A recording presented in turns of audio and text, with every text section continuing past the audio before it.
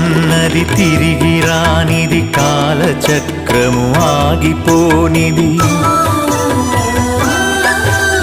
కాలముకు వెలగట్టగలమా, కాలమును భయపెట్టగలమా?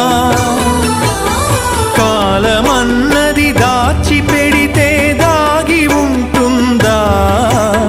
కాలగమనం తెలియకుండా ఫలితముంటుందా?